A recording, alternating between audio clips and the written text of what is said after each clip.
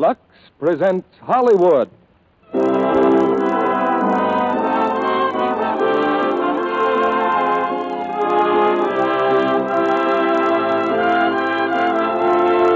Lux Radio Theater brings you Charles Laughton and Maureen O'Sullivan in This Land Is Mine with Edgar Barrier.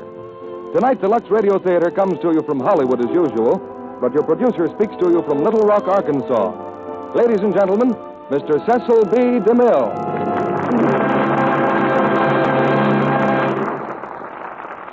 Greetings from Arkansas, ladies and gentlemen. Tonight I'm not far from the geographical center of the United States. In fact, right in the middle of the Lux Radio Theater audience. I've come here to join the people of Arkansas and Little Rock in paying tribute to one of their own. The story of Dr. Wassel, with Gary Cooper as the screen hero, is having a formal opening here in Little Rock because Dr. Wassel was an Arkansas country doctor before romance and adventure called him halfway around the world.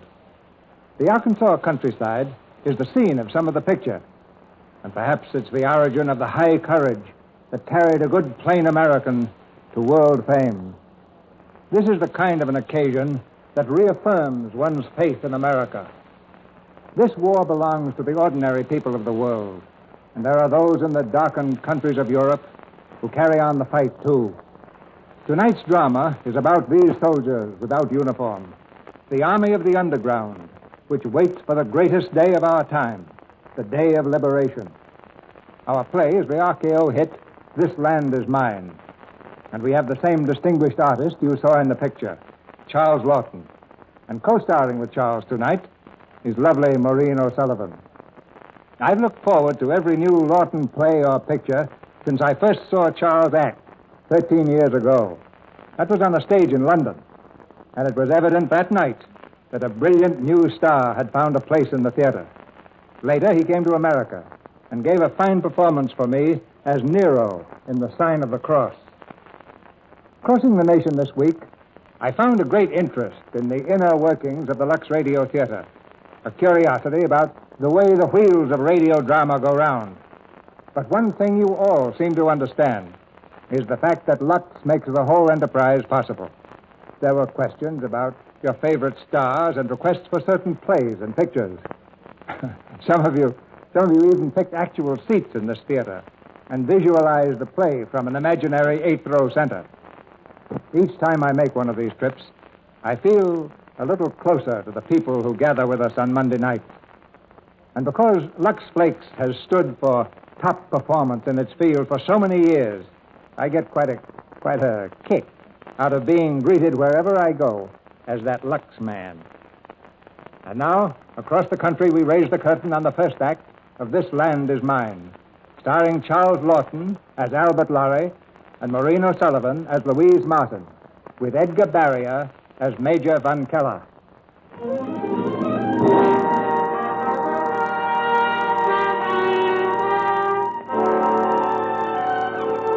In the gazetteer of war, the town in our play is without significance. Stalingrad or Lidice are names for the history books, Rotterdam and Coventry. It is enough to say our scene is somewhere in Europe. Nor will future generations identify the people of our play. Their names, too, in a world crammed with heroes and madmen, are only drops of water in a rushing river. We're concerned tonight only with what people did, with their capacities for glory and for shame. So easily, they might have been ourselves. From the diary of Albert Lory. I've been a failure. My 40 years have been full of fears and confusion. People, the world, and the minds of men have left me spent and ignorant. I'm a schoolteacher by profession. In this little town, I've found my refuge. Yes, refuge. Though the boys I teach tend to hoot and laugh at me, so apparent is my weakness of will. If I've never been completely happy, it is equally true I've never been completely unhappy. Resolute and enduring are my books. God has spared my mother. And there is Louise Martin. She's also a teacher. As long as she's here, nothing else matters. From the diary of Albert Lory, April 5th, 1941. 2 weeks ago, the Germans seized our town. They came without violence. It has become evident the Nazis wish to be friendly. Now, this morning, for instance, a German soldier knocked at our door. He left a proclamation freshly printed. Well, what does it say? Read it, Albert. All public offices will function as heretofore without German interference, including law enforcement and the school system. Mother, they let us alone. Did you hear that? The school system? Yes, what else, Albert? However, any incident directed against the forces of occupation will come under the direct jurisdiction of the Commandant, Major von Keller.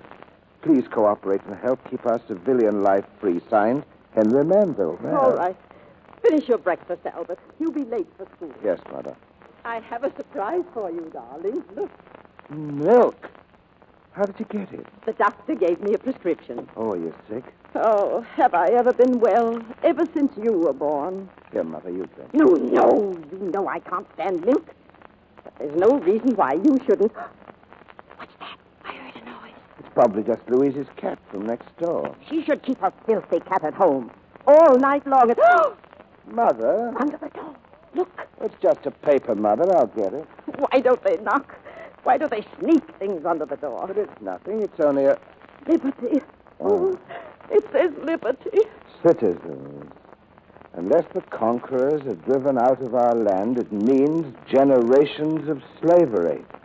We must resist. Let each of us say to himself, this land is mine. Troublemakers. This is dangerous, Mother. I'd better burn it. In the kitchen. Quick, and put on shades. Someone may see quick. We have a visitor, Mother. No. It's just Louise's cat in our windowsill. Chase him off. Chase him. As soon as I burn the paper, Mother. Just hurry, Albert. You'll be late.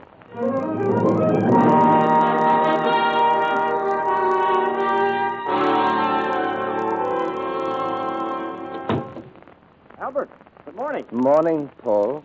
That our cat you've got there? Oh, so you have to run away. I've been looking all over for that cat. Here, Louise. She's probably been annoying your mother again. Now, go on. Shoot. We're very fond of your cat, Louise. Paul, aren't you late for work? Oh, just got through fixing my bicycle. Flat tire. I guess it'll hold till I get to the railroad yards. We'll be late, too, Albert.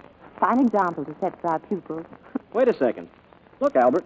Come for dinner tonight. Yes, do. It'll be just us and George Lambert. George is bringing the dinner. Pigeons. My boss is so crazy about Louise, he even chases pigeons for her. Pigeons? Sure. George has some traps on the roof of the freight office. Will you come, Albert? Oh, thank you. But my mother, you see, she doesn't like to be left alone. You know, she's not very well. Oh, I'm sorry. Look, Albert, have you seen this? Oh, Paul, don't be crazy. Liberty. Yes, I burned our copy. Watch out. Hide it. Quickly. Why? Can't you see, just turning the corner? 2 soldiers. Oh, I can't hide this. Hey, Aunt. Yeah? Want to read something? What is it? Something that should interest you. Here, let me see, Paul. Here, Where did you get this? under our front door. We find many like this already, Paul. If you find any more, please tell us. Sure. You! Yes, sir. Any at your house? My house? Oh, no. Come along, Carl. Thank you, Paul. Keep in touch with her. Sure. Paul, do you know these soldiers? Well, what if I do? They're just doing their job. And are you doing yours? Look, why just pick on me? You don't say anything to George. Well, goodbye, you two. Come on, Albert. Walk faster. Yes, Louise.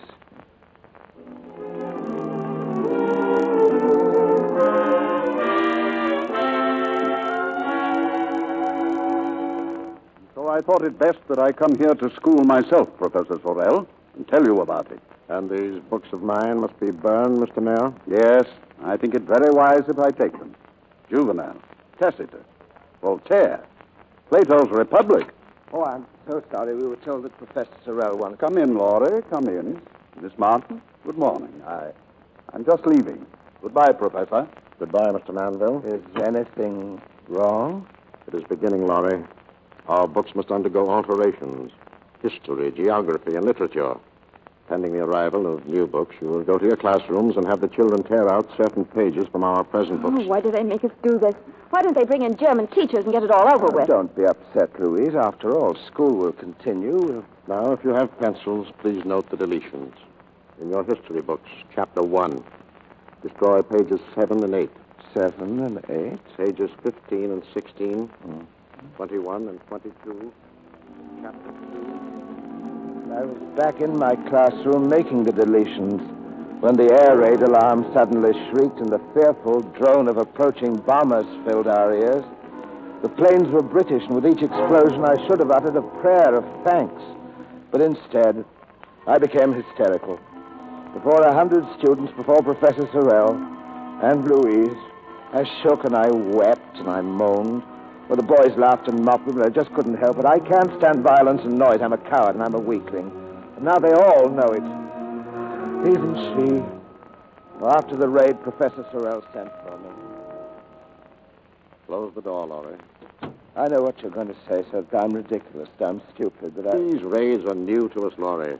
After a while, we'll get accustomed to them. I'll never change. Would you like to transfer to a safer district? Oh, no, sir. Because of Miss Martin? Yes, sir. I see. Does she know how you feel? No. Oh, goodness, I thought you were a confirmed bachelor. Sit down, Lory. You know, in a time like this, I believe we're the most important people in the country. Yes, sir. This morning we were told to mutilate our books, but we contain those books, and they can't destroy the truth without destroying us. Oh, we may seem weak to the children now. We have no weapons, we don't march, but it's part of our fight to teach the children to admire us, so we can really lead them. Maybe we'll win, Lory. Or maybe we'll be shot. Professor? Oh, no, my friend, I don't ask you to die. But if you think these things over... Professor Sorrell. In here, Victor. What is it? There's been a wreck at the railroad yard, supply chain. So, it begins already. They'll take hostages now, even if it was an accident. Hostages? You hear, Lory? Now we've got to be strong.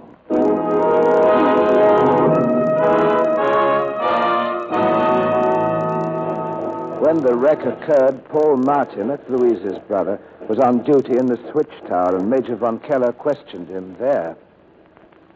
The whole cable is broken, sir. I see. You know nothing about it, of course. Oh, no, sir. It seemed all right when I pulled it just before the wreck. The cable was cut, Martin. Yes, sir. But as far as you and I know, it was an accident. Accident? Yes. You understand? Yes, sir.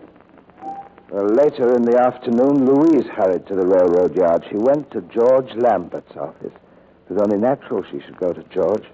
They were engaged to be married. Oh, what a mess, darling. I'm afraid I'm in for some trouble. After all, I'm the superintendent. Thank goodness no one was killed. But I can't understand how it happened. The chances are Von Keller will hold me accountable. Oh, George, I'm sorry.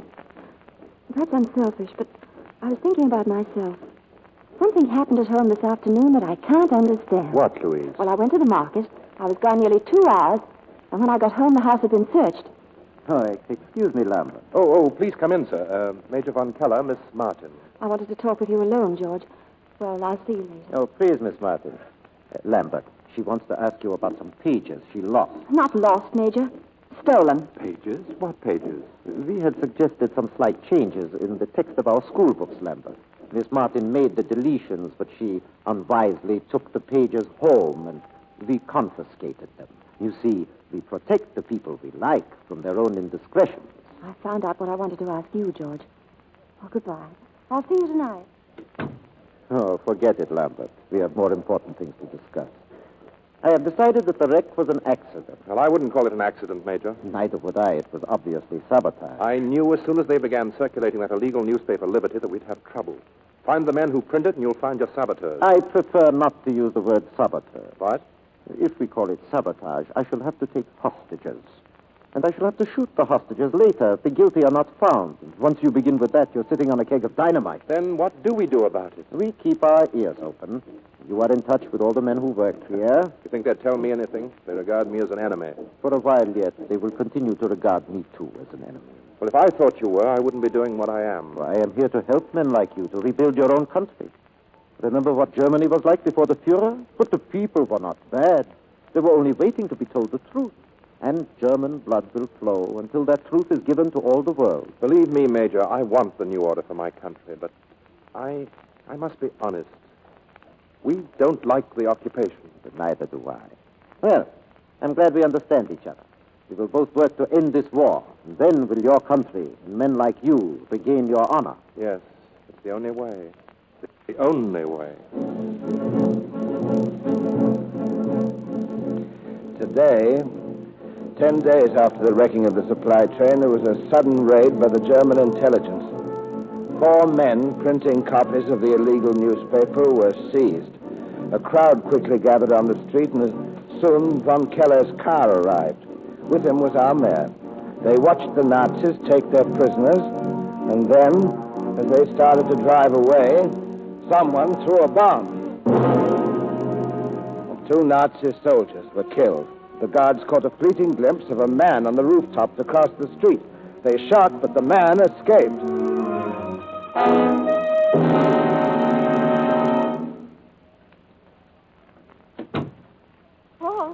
Paul, is that you? Yes? Oh, Paul, there's been trouble.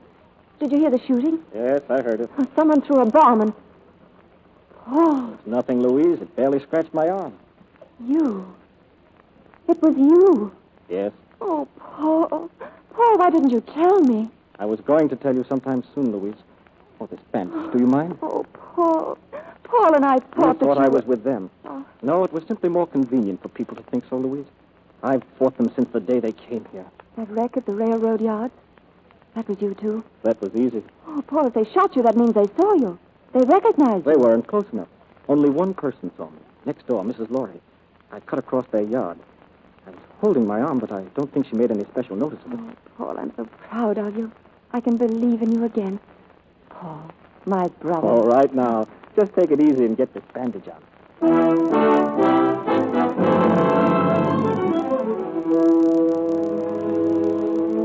He got away? Wasn't even recognized? That's right, Mayor. Well, have you any suggestions? Remember, the attempt was made upon your life as well as mine. What about the printers you arrested? I'm afraid you don't understand your own people. Well, we had them in Germany, too. They will die, but they will tell nothing. Well, we shall have to take hostages. I hate to begin it, but 2 German soldiers have been killed. Hostages? For the train wreck, my superiors accepted apologies. This time, they want hostages. Oh, here is a copy of the paper we found on the printing press. You should study it. It has a classical flavor. Listen. They make a desert, and they call it peace. Now, who wrote that, Mayor? That writing shows scholarship. Wait a minute, those books. Books? What books? The books you found on Professor Sorrell's desk. Yes, here we are. Plato, Voltaire, Juvenal, Tacitus. Tacitus. Ubi solitudinem faciunt pacem appella. You recognize it? Greek? It's Latin. Tacitus is referring to the Roman occupation. They make a desert, and they call it peace. Well, we've got it. You've got what? Surely you don't suspect Sorrell. He'd never make an attempt on my life. Of course not, my dear Mayor. Of course not.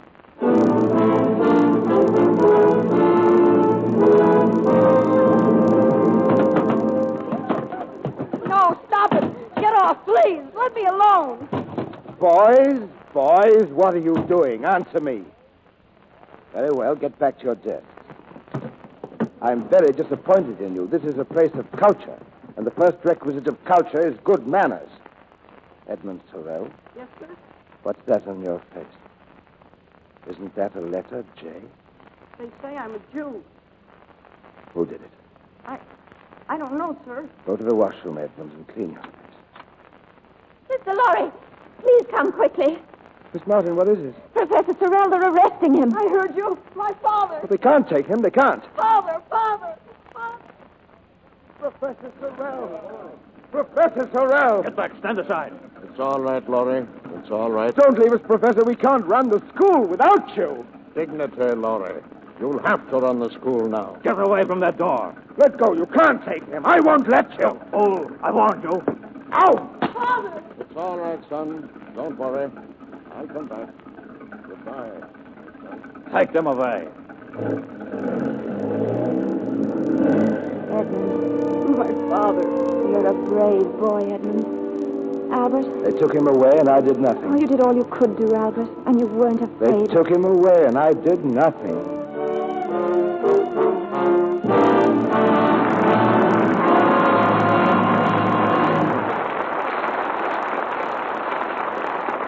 In just a moment, Charles Laughton and Maureen O'Sullivan return in Act Two of This Land Is Mine.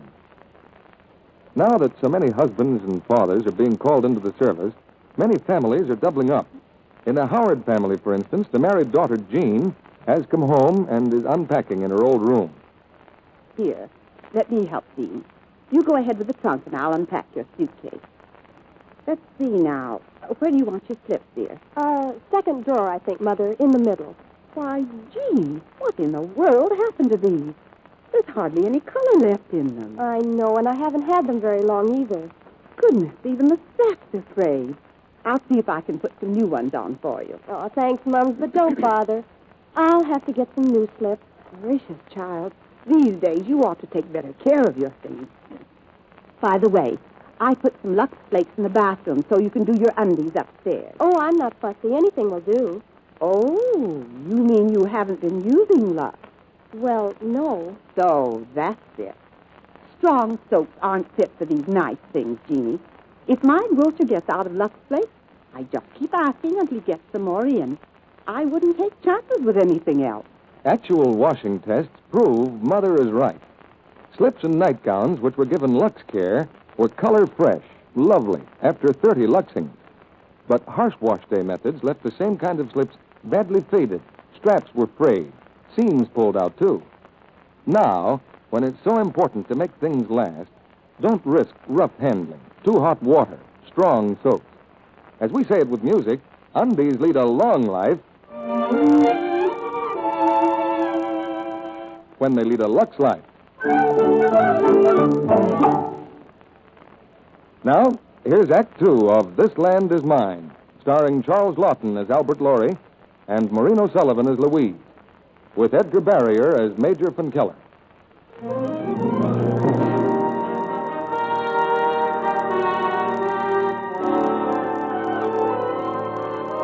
From the diary of Albert Lory.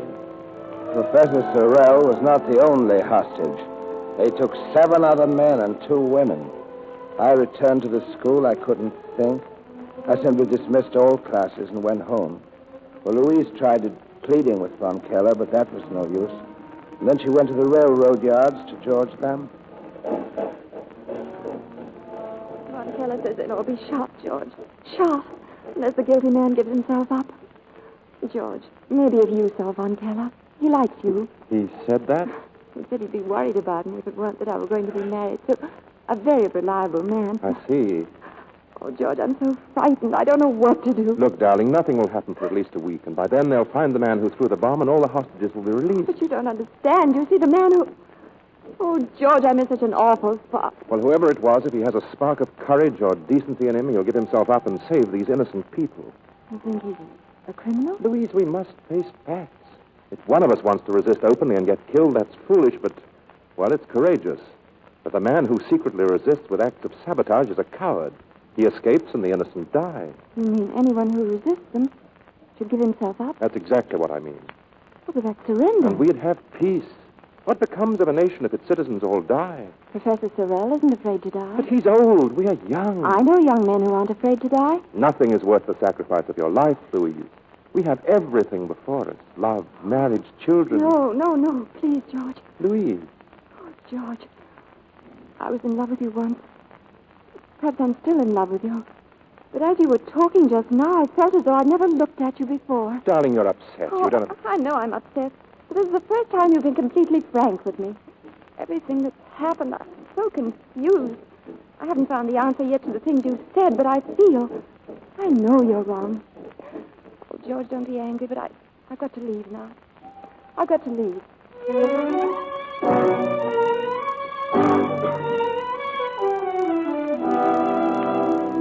But 2 days later, Louise invited me to have dinner with her and Paul. We waited for Paul to come home, but he was very late. I don't understand. What's keeping him? Louise, I have something to tell you. You're worried, aren't you? Is it your mother? Oh, I know she doesn't like me. She didn't want you to come here, did she? Well, Oh, I don't understand, know. Albert. She's old and she's lonely. Look, you don't have to stay.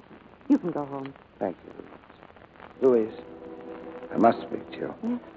I know I'm not young, and you're so very young in my mind. You know, I remember the day you graduated, and I was already teaching then. And I remember the day you first came back to teach a class, and I was so worried about you, and so happy when I saw how the children loved you. Oh. And now we're the only ones left in the school, and I feel so very close to you. What's that? Must be an air raid. Oh, but there aren't any planes. It sounded as if it came from the railroad yards. Paul! Paul, what Quiet. Listen very closely. Sit down at the table, Albert. We've all been here having dinner. Understand? I've been here for an hour. But I don't understand what... They'll all be searching here at any minute. You've got to help me, Albert. If they ask questions, you and Louise and I have been having dinner since I came home an hour ago. Put a little of this on your plate, as though you'd eaten the rest. Good. I was going to go home. Here, have a cigarette. But I don't smoke. It's easy. Just breathe in. Come in. Sorry, we have to search the place. That's you, Hans? What's wrong? What were those explosions? Ammunition train blown up. Anyone come in here? Oh, not a soul. And you? You live here? No. What are you doing here, then? Oh, he's just Mr. Lory from next door. He was having dinner with us. I don't smoke. He's the schoolmaster. I just gave him his first cigarette. Answer me, schoolmaster. How long have you been here? Since 6 o'clock. Who else was here? While Louise was here, I mean, Miss Martin. And my brother, Paul. I'm asking him. Who was here? He was here. You're sure about that? Yes, sir. And you, Paul?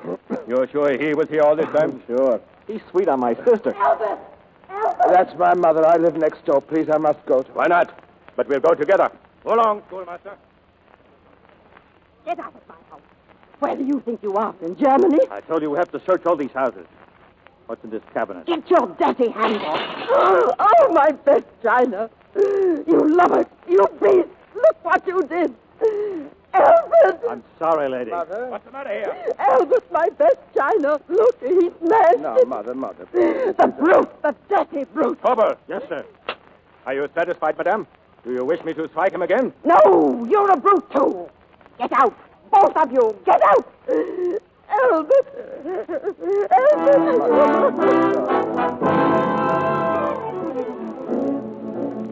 After the blowing up of the ammunition train, they took more hostages. At breakfast time, they came for me. My poor mother fought them like a tigress. They pushed her, they knocked her down, but they couldn't stop her. Word came to me even in prison of how during the next 3 days she stormed outside the mayor's office demanding that he see her, but it was useless. The mayor said he was too busy. I can't help it if the mayor wouldn't see you. This is the railroad office. Tell Mr. Lambert it's Mrs. Lory. I demand to see Mr. Lambert. Once and for all, Mr. Lambert is very busy. He cannot see you. Is he in there? Yes, he's in there. Then watch. Really, Mrs. Lory? George Lambert, you listen to me. Your king, madame. Thank you. You know what they've done to my poor Albert. I'm very sorry. Sorry, you're going to do something about it. Oh, come in, Mrs. Lory. Sit down. You sit down and listen to me. If the guilty man is found, all hostages are released. Is that so? Of course. Then pay attention. The day that bomb was thrown, I was at my window. I saw a man climb over the fence and come across my yard.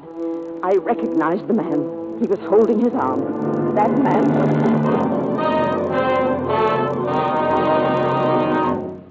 That's the story as Mrs. Lory told it to me only half an hour ago. Well, you've done your duty.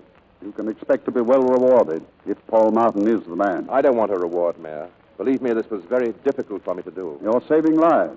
Lory's life. Sorrell's, all of them. Sorrell's a radical. They won't release him, and you know it.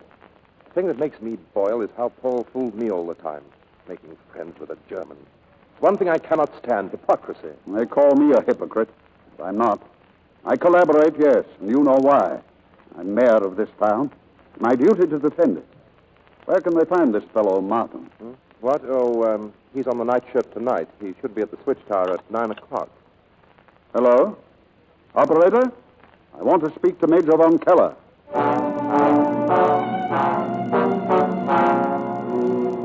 At the time, of course, I was unaware of George Lambert's visit with Mayor Manville, so I was quite startled when the next morning the guards opened my cell and told me to go home. As I stood knocking at our front door, I felt important and powerful. For one foolish moment, I convinced myself that I was too valuable to the Nazis to keep in jail. Oh, my boy. My boy. Morning, Mother. Oh, my poor boy. Just look at What's you. the matter? I'm just fine. I hadn't slept for 3 nights. thinking of you in that horrible prison. Very nice, Mother. Professor Sorrell was there, and we talked all the time. When the German soldiers tried to listen, we talked in Latin. Just like a man. Talk, talk, talk, and let the women worry. Mother, I'm worried, too, about Professor Sorrell. They didn't release him. I was the only one they let go. Why did they let me go, Mother? Oh, they aren't fools. They know you're needed at the school. Professor Sorrell is needed at the school more than I am. Now, don't ask questions. They'll let him out. Hurry now, my darling. Wash up. Oh, first I must go and tell Louise. Paul and Louise. No. Mother, I must tell her that I'm free. It'll make her very happy. No, Albert, no. Don't leave me. Mother. I don't feel well, and you can't go out on the street looking the way you do. Now, Mother, I've just come through the street, and Paul and Louise live right next door. I'll be back in a minute. No, Albert. Oh. Morning, Louise. You see, I'm free. They had to let me go. Yes, I see. Well, where's Paul? You coward. You traitor. Louise. You asked me where Paul is? Paul is dead. They shot him. That's why you're free. Paul is dead. Oh, we knew you were weak, but I told Paul you'd never tell. I told him we could trust you. How much do they pay you, or do they only give you your life back? Louise! Oh, don't try to lie. You're the only one who knew. Now get out. Get out. Albert, aren't you going to eat? Paul's dead. She thinks I'm formed on him. She despises me. She's mixed up in it, too, just like that brother was. He was to blame for putting you in prison. Paul is dead. And you're free, thank God. I've got to go back to her. I've got it. No, Albert. You might as well know now. I'm the one who told. Told? Told what? Well, I saw him sneak home the day that bomb was thrown.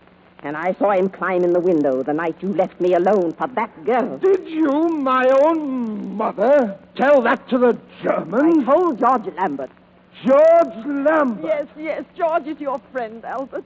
George Lambert. Albert, where are you going? Let go of me. Let go.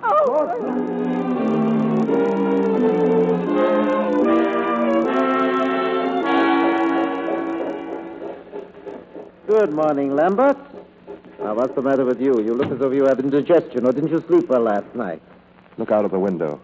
There, by the shed. That's where he fell. They shot him there. Now, sit down, my friend, and don't worry. His sister will never know. We keep our secrets. She broke our engagement days ago. Now, she'll be lonely. She'll make up with you. Have you released all the hostages? By no means. But you promised to... Only that fool schoolmaster Lory, 1 for 1. A fair trade, good business. Well, Martin's funeral is tomorrow, Lambert. Yes, I know. Many people will be afraid to attend, but you will go. She will admire you for risking my displeasure. And when you take her home, she'll want to talk. She knows who the accomplices were, and you know the way to my office. Do you think I'd do that? I'm sure you will, Lambert. You're too intelligent not to. Good morning, my friend. Good day, Major Van Keller. Oh, Mr. Lambert. Yes? Oh, yes, sir. Another fine pigeon, sir. We caught it in the trap in the loft.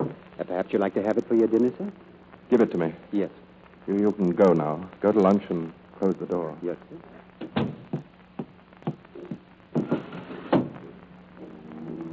A pigeon for my dinner. No. Somewhere out there is freedom for you, little bird. How soft you are. Like her hair. Fly away. Fly.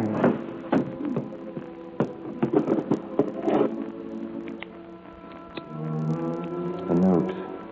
I should leave a note. There's so much I'd like to say to her. No, it's no use. No use. Mr. Lambert? Mr. Lambert. What have you done? Mr. Lambert. A gun. Mr. Lambert, I heard a shot. Mr. Lambert. You shot him? No. I just came. I came to see him. As I opened the door, there was a shot, and I found him with his gun. Murderer. You killed him. Murder!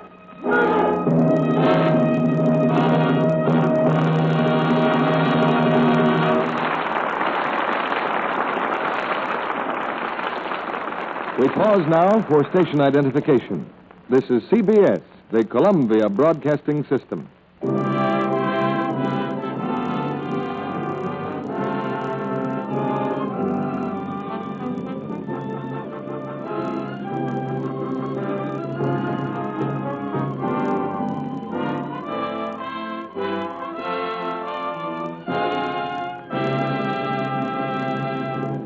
After a brief intermission, we'll hear Charles Laughton and Maureen O'Sullivan in Act 3 of This Land Is Mine. Now, here's Bill, home on furlough. Gotta pinch myself, honey. Am I really having dinner with you tonight instead of 500 other guys? Where'll we go to celebrate? Well, gosh, honey, I'd just like to stay home. That cooking of yours is tops. Anything you say, soldier. Tell you what, we'll do it with all the trimmings. Silver candlesticks, our best china, and we won't worry now how many dishes we'll have to wash. Say, maybe we better go out after all. Can't let you get dishpan hands while I'm home. I like that. Anything wrong with my hands right now? Not a thing, baby. But I guess you haven't been washing many dishes lately. Every single night. I don't get it. You used to talk a lot about how rough it made your hands. Oh, but it's all different now. Something new? Well, you know how I park in the bathroom luxing stockings and undies every night? Now I'm using Lux for dishes, too. That's new for me. So what does it do? So I don't get horrid dishpan hands anymore. No kidding. Uh-huh. They got all soft and smooth again in no time. And that's all I did. Change to Lux. Smart girl, my wife. Yes, it's true. Smart wives are changing from strong soaps to Lux Flakes for dishes. See for yourself how easy it is to change dishpan hands to Lux hands. Lux is thrifty, too. It goes further, actually does up to twice as many dishes as any of 10 other leading soaps tested. Change to Lux Flakes for your dishes. Now the curtain rises on the third act of This Land Is Mine, starring Charles Laughton and Maureen O'Sullivan, with Edgar Barrier.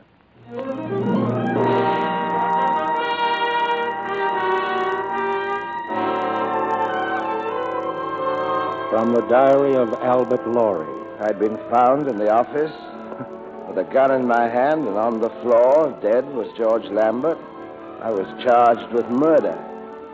The court was jammed. Louise was there, dressed in black in memory of Paul, her dead brother, for whose death she understandably held me responsible. Now I was being tried for killing the man to whom she was once engaged.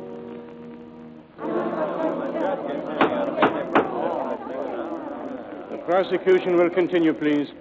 Gentlemen of the jury, the murder of George Lambert by Albert Lory has been proved by the witnesses who found him in the office, by the gun he held, and by one of the oldest motives in criminal history, jealousy.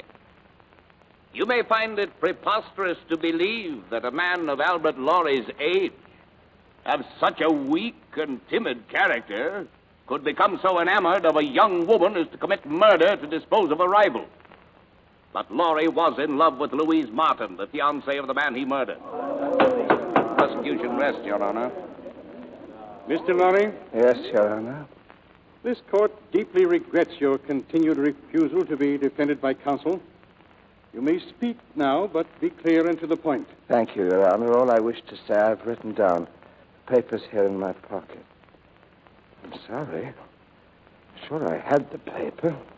That's all I've been doing in my cell, writing it all down. Well, take it out and read it. It seems that's impossible, Your Honor. My pocket. There's a hole in it. The paper must have dropped out. I'll do my best, however, if you'll excuse me for speaking badly. I've never been able to speak in public. My only defense is the truth. Well, the truth is that I wanted to kill George Lambert. But I don't think I could have. You see, I'm too weak. I'm a coward. Everybody knows that, even the prosecutor.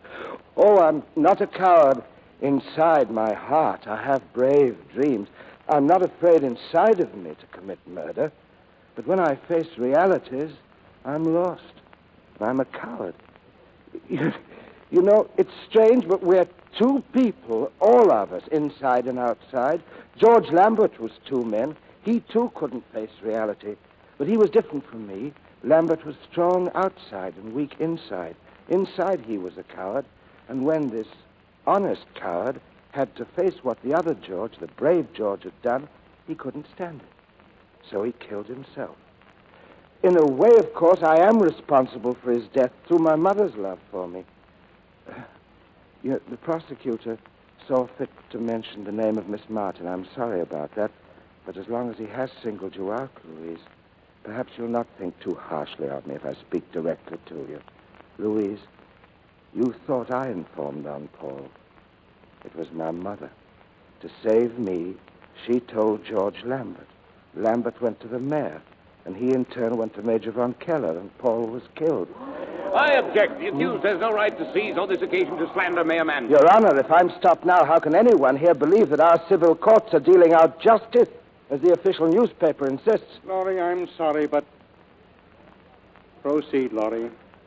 George Lambert and Mayor Manville were quite alike. They took the side of the powerful men. They found they got on better that way. They learned even to admire them. Your Honor, it's intolerable that the accused should exploit this courtroom to voice dangerous political opinions. Maybe these things are political, sir, but they're the basis of my defense. This is the court of justice, Your Honor. Can the prisoner be permitted to slander the name of his victim? Is this a free court, Your Honor? If the accused insists upon this kind of defense, I request the permission to call in a new witness. What new witness?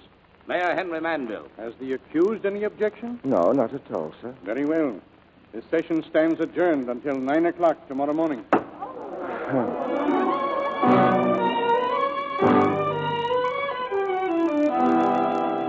The guards found the speech which I had written and lost. It was brought to my cell that evening by a very important man, Major von Keller. Well, Laurie, from all accounts, you did very well in court today without this speech. Thank you, sir, but I've decided not to use it. Laurie, I was mistaken about you. You're a man of real courage. I was a fool not to realize it sooner. Oh, no, I'm not. Cigarette? Oh, yes. It's my second one. And the light. Thank you. You made a great mistake in court today, Laurie. You called yourself a coward, but you quickly disproved it by what you later said. Now they know you killed Lambert. But I didn't. And I believe you. It all makes so much sense. I remember now how strangely Lambert looked when I left him that morning. And the clerk was just coming in with a pigeon. Well, the plan of action becomes suddenly most clear. Lambert was despondent because of losing Miss Martin. The police will shortly discover a suicide note. And we can handle the jury, and you'll be acquitted. Oh. Yes. There will be no need for you to say another word in court. Did they find a suicide note? You are a poet, Laurie, a poet. I don't understand why you're trying to save my life. I like you. And you don't want me to say anything more in court. It's a peculiar situation, Laurie.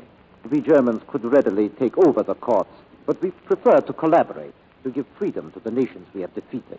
But freedom must be limited by the necessities of war. We ask you to speak no more. A very small sacrifice, you will agree, when we are still sacrificing our lives for the future happiness of the world.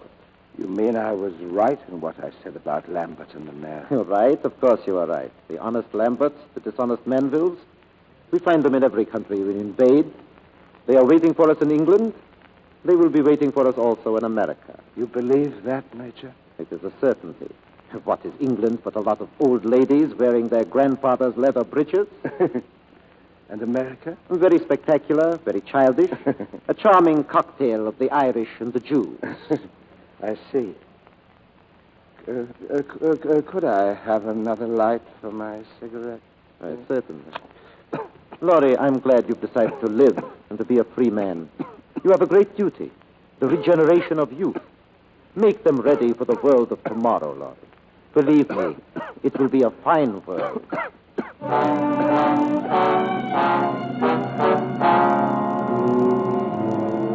All night, I sat in my cell and pondered over what von Keller had said. At dawn, I was sitting with my head in my hands when I heard marching footsteps in the prison yard. I looked out through the iron bars. The soldiers were leading 8 men and 2 women against a wall. Among them was Professor Sorrell. I screamed to him. I shouted his name. At last he glanced up at me and he smiled. Ready! He waved his hand to me. I saw his lips move, but what he said, I don't know. Aim! Professor Sorrell!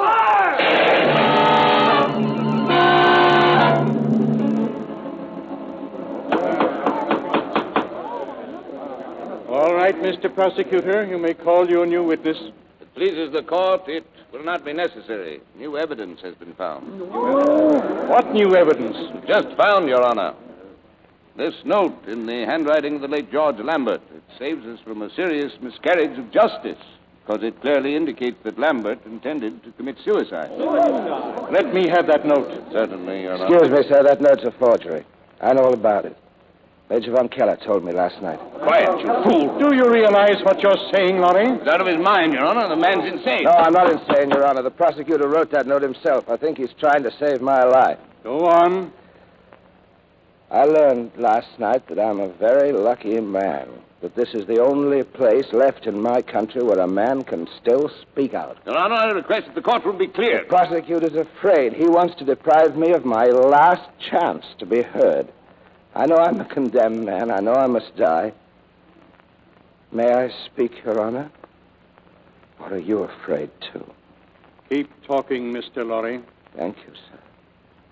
Thank you. Last night I had a moment of weakness. Yes, I wanted to live. I had very good reasons for wanting to live. Major von Keller told me beautiful things about the future of this world they're building. And I almost believed him. But this morning, I looked out through bars and I saw his beautiful new order at work. 8 men and 2 women were shot because they still believed in liberty. Among them was Professor Sorrell. He said something to me I couldn't hear, but I think he was telling me what to do. I knew then that I had to die. And the strange thing is, it made me happy. Those 10 people died because of Paul Martin. But they didn't blame Paul. They were proud of him. Paul was a soldier, without glory, but in a wonderful cause. I see now that sabotage is the only weapon left to a defeated people. We must stop saying that sabotage is wrong, that it doesn't pay. It does pay. It makes us suffer, starve, and die. But though it increases our misery, it will shorten our slavery. That's a hard choice, I know. But even at this moment, more German troops are coming to this town because of what Paul Martin did. And the more troops they have to leave here, the less there are in the fighting fronts. But first we have to fight ourselves. Yes, any occupation in any land is only possible because the people have been corrupt. And I accuse myself first. For my own comfort and security, I made no protest against the mutilation of truth in our school books. My mother got me extra food and milk. Now, in this courtroom now, are you merchants of this town, you've given us the black market. Business is better than ever. Money's plentiful. Money that the Germans print themselves, and with it, you're buying up the town. I don't blame you for wanting to become rich. But you should blame yourselves for making the occupation possible. Because you cannot do these things without playing straight into the hands of the Germans. That's why I know the jury must condemn me to die. Not because I killed George Lambert, which I didn't, but because I've tried to tell the truth. And the truth cannot be allowed to exist under the occupation. Officially, you'll find me guilty of murder. But don't worry. Even if you were to acquit me, the enemy would take me and put me against that same stone wall, and you too. They can find any reason to take hostages. Oh, there is one final charge I must answer to, and I'm very guilty. Yesterday, I was ashamed when the prosecutor accused me of loving Louise Martin. I've always loved her secretly, but now I'm not ashamed. I'm proud. And I feel quite young. No doubt it's because I'm going to die. You know, it's a very strange thing. Last night, Major von Keller told me I wasn't a coward. I think maybe he was right, and I'm not the only one. This town is full of courage. I'm proud of it. I'm proud to be born and die here. Thank you, Your Honor. Gentlemen of the jury, you will retire and arrive at a just verdict. We have already agreed upon the verdict, Your Honor. We find the accused not guilty.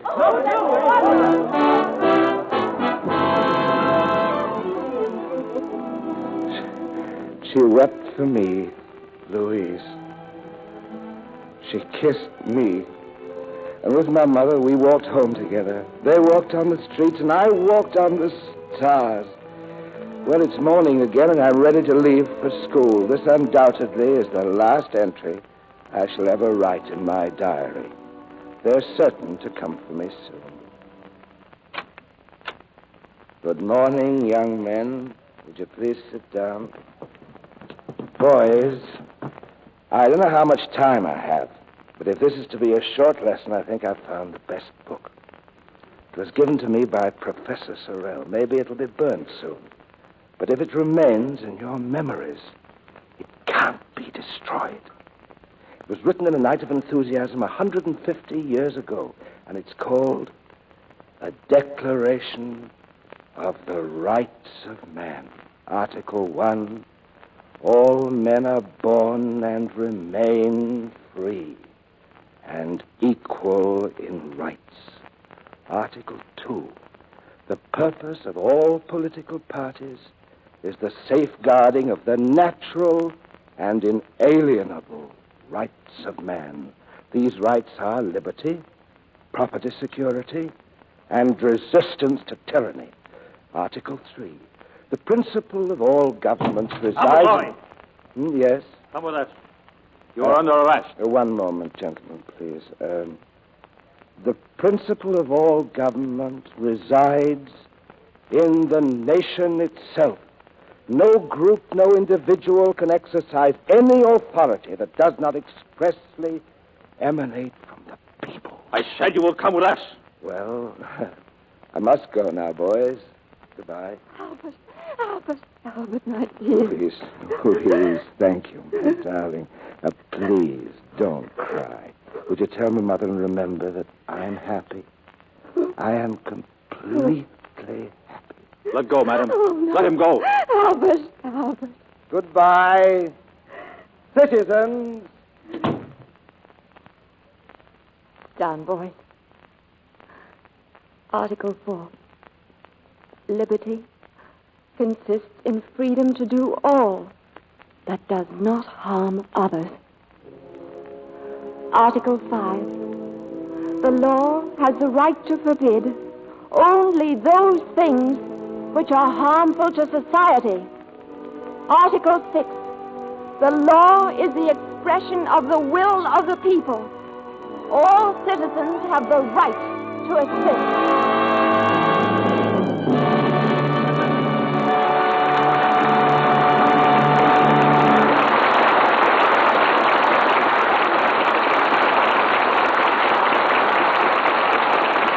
Our stars return for their curtain calls in just a moment.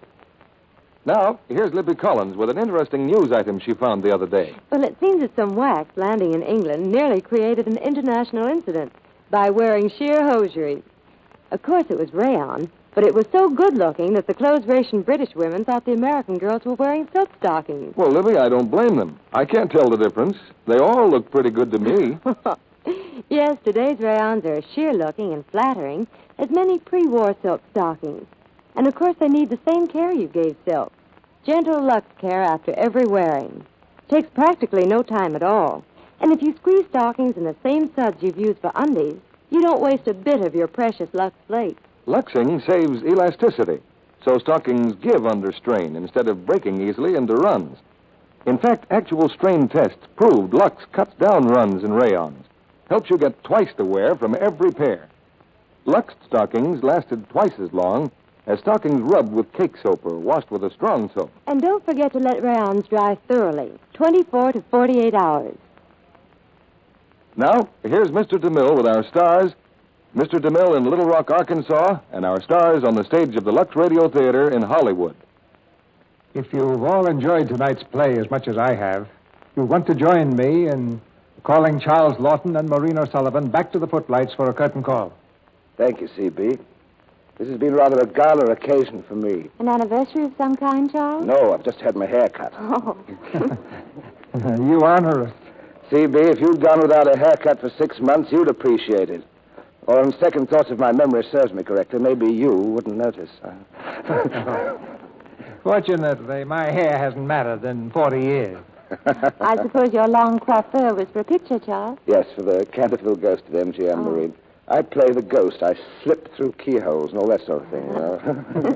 Well, you're the most substantial ghost I ever met, Charles. By the way, CB, this is the first play I've ever acted in where the producer was a ghost.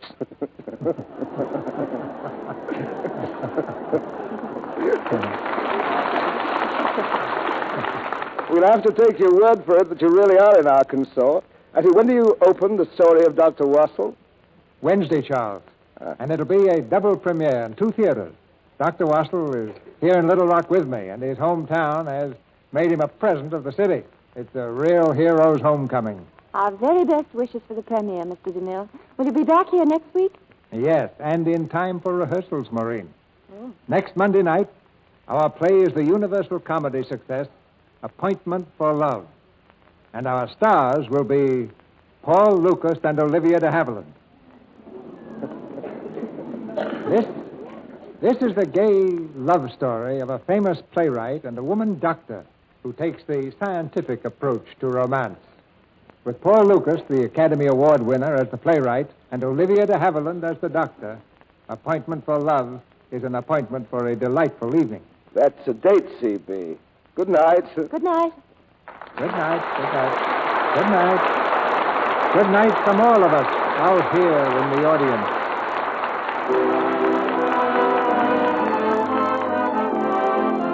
Our sponsors, the makers of Lux Flakes, join me in inviting you to be with us again next Monday night when the Lux Radio Theater presents Olivia de Havilland and Paul Lucas in Appointment for Love.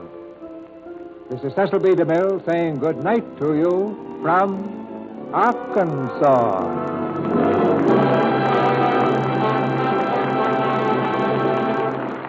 Here's a patriotic way to get more red ration points. Just save used fats and turn them into your butcher regularly. He'll give you 2 red points for every pound. Keep a tin can near your sink for table scraps containing fat. Melt them down once a week. This fat, plus drippings and the grease from the broiler or frying pan, is just what our government needs. Turn it in just as soon as your salvage tin is full. The fat you save will help give our fighting men the material and medicines they need. Always put fats in a tin can, any size, never a glass container. Heard in tonight's play were Regina Wallace as the mother, Dennis Green as George, Ralph Lewis as Paul, Cliff Clark as Sorrell, Douglas Wood as the mayor, and John McIntyre, Charles Seal, Norman Field, Tyler McVeigh, Howard McNear, and Billy Roy. This program is broadcast to our fighting forces overseas through cooperation with the Armed Forces Radio Service. Our music was directed by Louis Silvers. 3 great shows, same time, same station. Listen tomorrow night at this time for George Burns and Gracie Allen and their guest star, Frank Morgan. Listen Wednesday night for Frank Sinatra singing Suddenly It's Spring. Adolphe Monjou is to be Frank's guest. This time, Lux Time. Every Monday, Tuesday, and Wednesday for the tops in entertainment. This is your announcer, John M. Kennedy, reminding you to tune in again next Monday night to hear Paul Lucas and Olivia de Havilland in Appointment for Love.